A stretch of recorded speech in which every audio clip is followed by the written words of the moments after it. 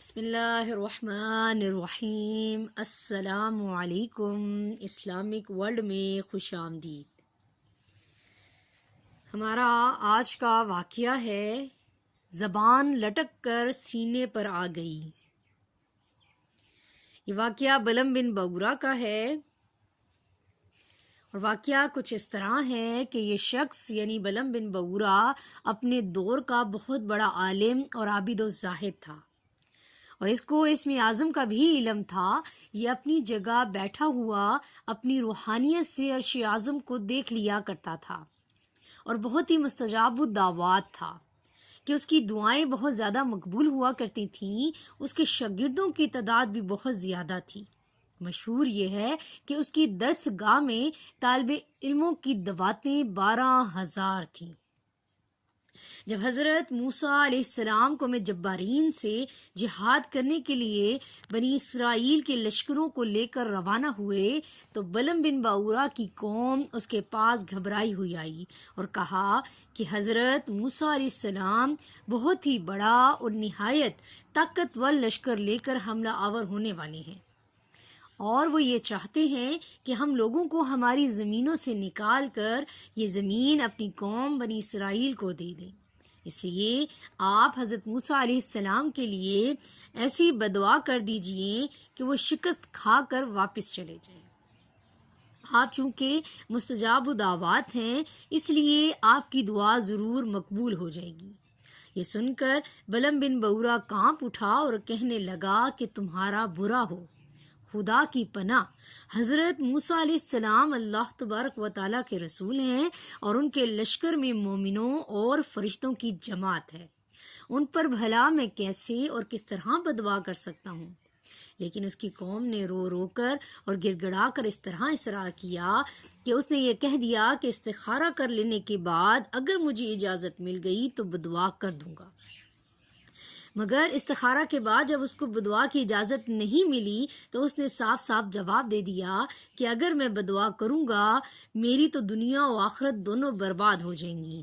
اس کے بعد اس کی قوم نے بہت سے گراں قدر ہدیہ اور تحائف اس کی خدمت میں پیش کر کے بے پناہ اصرار کیا، یہاں تک کہ بلم بن بورا پر ہرس اور لالچ کا بھوت سوار ہو گیا اور وہ مال کے جال میں پھنس گیا اور اپنی گدی پر سوار ہو کر بدعا کے لیے چل پڑا۔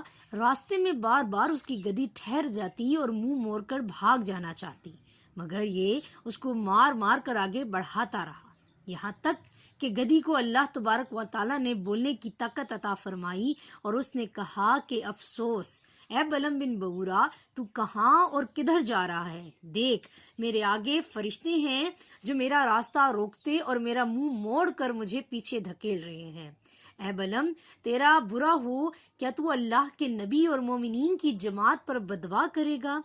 گدی کی یہ تقریر سن کر بھی بلم بن بورا واپس نہیں ہوا، یہاں تک کہ حسبان نامی پہاڑ پر چڑھ گیا اور بلندی سے حضرت موسیٰ علیہ السلام کے لشکروں کو بغور دیکھا اور مال و دولت کے لالچ میں اس نے بدعا شروع کر دی۔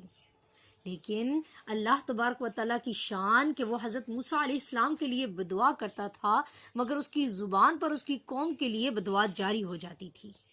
یہ دیکھ کر کئی مرتبہ اس کی قوم نے ٹوکا کہ اے بلم، تم تو الٹی بدعا کر رہے ہو۔ تو اس نے کہا کہ اے میری قوم، میں کیا کروں، میں بولتا کچھ اور ہوں اور میری زبان سے کچھ اور ہی نکلتا ہے۔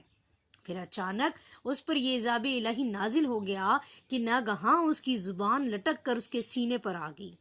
اس وقت بلم بن بورا نے اپنی قوم سے رو کر کہا کہ افسوس، میری دنیا و آخرت دونوں برباد و غارت ہو گئیں، میرا ایمان جاتا رہا اور میں قہر و قہار غضب و جبار میں گرفتار ہو گیا، اب میری کوئی دعا قبول نہیں ہو سکتی۔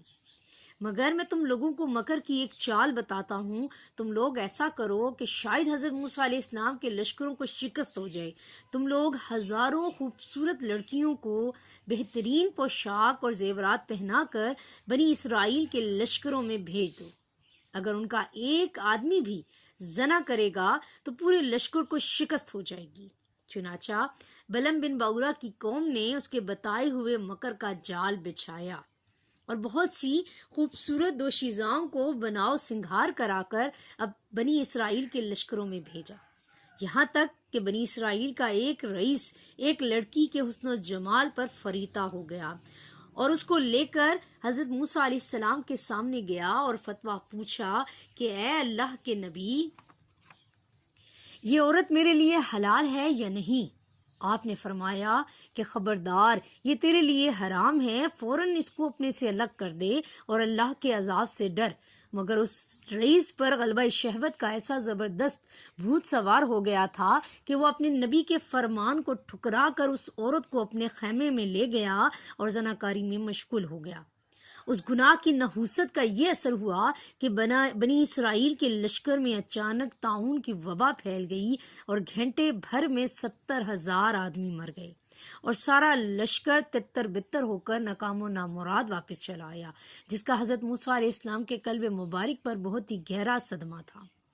بلم بن بعورہ پہاڑ سے اتر کر مردود بارگاہ الہی ہو گیا، آخری دم تک اس کی زبان اس کے سینے پر لٹکتی رہی اور وہ بے ایمان ہو کر مر گیا۔ اس واقعے کو قرآن کریم نے ان الفاظ میں بیان فرمایا ہے۔ سورہ اعراف رکوع نمبر 22 کی آیات ہیں، ترجمہ ہے، اور اے محبوب انہیں اس کا احوال سناؤ جسے ہم نے اپنی آیتیں دیں تو وہ ان سے صاف نکل گیا، تو شیطان اس کے پیچھے لگا تو گمراہوں میں ہو گیا، اور ہم چاہتے تو آیتوں کے سبب اسے اٹھا لیتے، مگر وہ تو زمین پکڑ گیا اور اپنی خواہش کا تابع ہوا، تو اس کا حال کتے کی طرح ہے، تو اس پر حملہ کرے تو زبان نکالے اور چھوڑ دے تو زبان نکالے۔ یہ حال ہے ان کا جنہوں نے ہماری آیتیں جھٹلائیں، تو تم نصیحت سناؤ کہیں کہ وہ دھیان کریں۔ صدق اللہ العظیم۔